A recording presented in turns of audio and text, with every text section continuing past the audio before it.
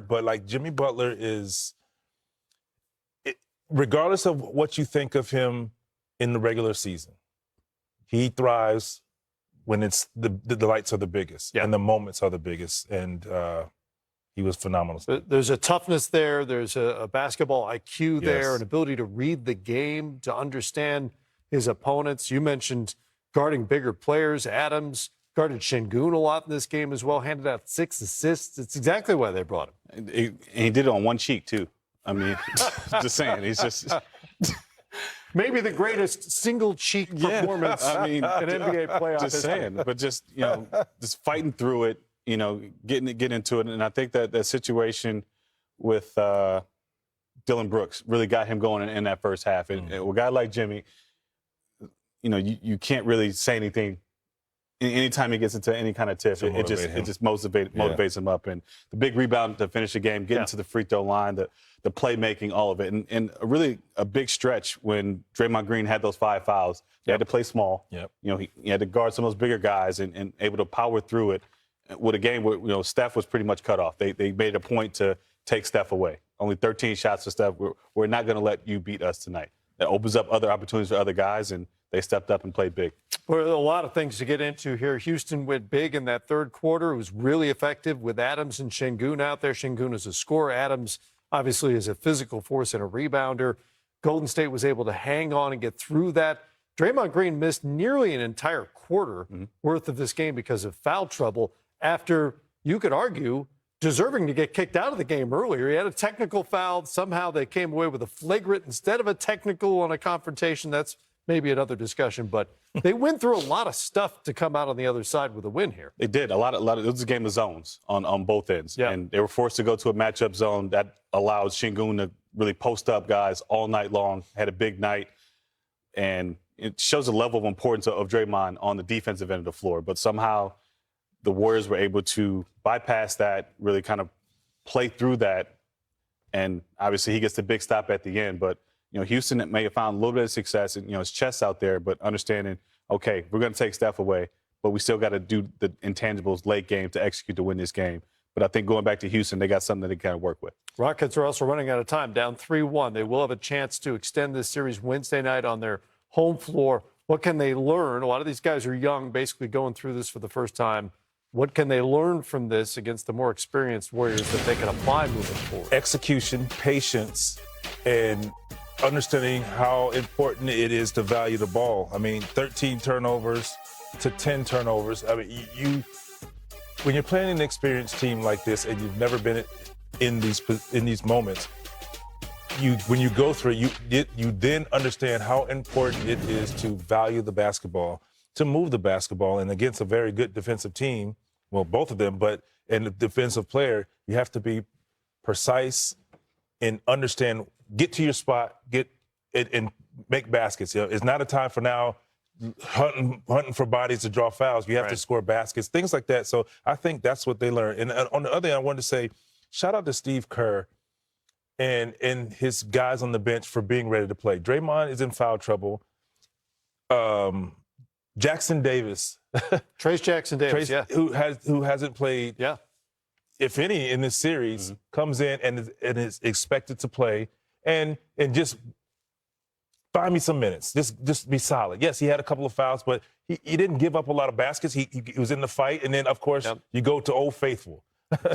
Kevon Looney, you bring him in there to defend, to get a big rebound, and just solidify the back end of your defense. The rookie, Quentin Post, 13 off the bench as well. And Brandon Podziemski kept them in this game 100%. or ahead in parts of this game for most of the night with his shot making. He knocked down 6 threes. When you talk about when you take away Steph, you open up the floor for other guys. And obviously he's been proven time and time again that he can carry the load offensively, plays well within the system, can make a big shot, can create for others as well. But when you take away your star player, other guys have to be willing to step up. And in the playoffs, it's all about how your role players step up and play. Role players play better at home. Right. And I want to say to that, having Steph Curry and Jimmy Butler, for the superstars that they are, understand it. I have guys, I don't have to force shots. I could make the right play and empower these guys, because when you're playing, like we played with Dirk, when you're playing on the floor and you know your superstar will pass the ball when he's covered to get you a shot, The right guys play. are always ready to play or ready to take the shot to make the game easier for them. And you got to see that tonight.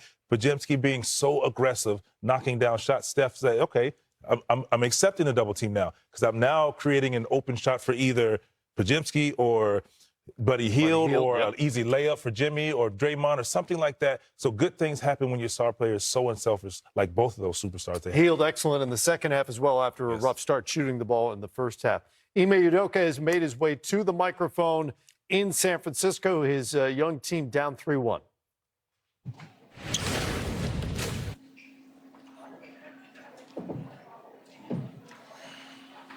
Ime, it seemed like they had no answer for Alpi for a lot of that second half.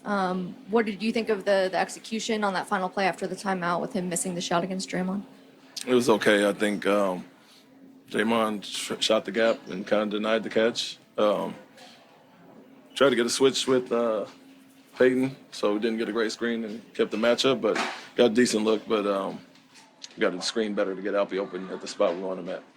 You went with the double big lineup for a large portion tonight. Just how do you think that fared, and especially compared to the starting lineup, which seemed to have a rough start to both halves? Yeah, they were great. They kept us in the game. Obviously, the start of the third quarter, 18-1 run, and just gave everything back that we did before the halftime. And to be up 7 and go down 10 that quickly with some of, the missed shots or whatever, nobody tries to miss shots, but the non-help off of certain guys, leaving shooters, and then just not rebounding. They beat us in the offensive glass, second chance points. So not a great start there. Double big was the reason we stayed in the game.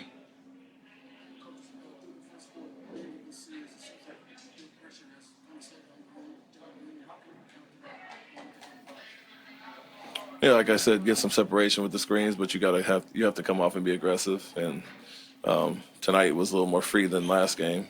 And you just have to make the right plays. And not his best night offensively, obviously, but you can't let that affect your all-around game. Still make the right play, make the right read, let guys be recipient, but you still have to guard at a high level and not get discouraged by off night offensively. Alperen had obviously his best stretch with Draymond out of the game. Do you feel you have any route to efficient offense when Draymond is in the game, and what would that be? Yeah, we got some looks and used his aggression against him and got him in foul trouble there. He's kind of roaming all over the place, and so make the right read, you'll get open looks off him. And so, I think Alpi was going well regardless. The plan was to go attack Green, and I think he did that, had some success there, and missed some easy shots early, but settled in there. So just continue to be aggressive there, and it doesn't matter who's on Alperen. We feel like we have an advantage every night. Coach, can you talk about just what the locker room was like after the game, such a tough loss, and what's the mentality you guys have to try to keep this series alive? Yeah, a little bit upset, of course. It feels like the games we've lost, we really hurt ourselves in a lot of ways. We get a late foul on a 3. Obviously, that stands out, but it's not just a play late in the game. It's all the things that add up to it.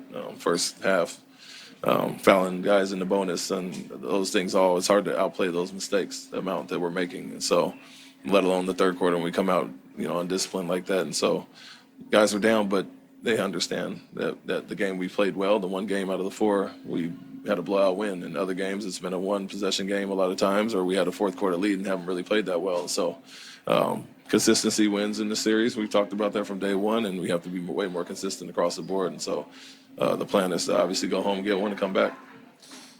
Coach, this second game in a row that you all have shot bad from the free throw line. What seems to be the mentality on the free throw shooting?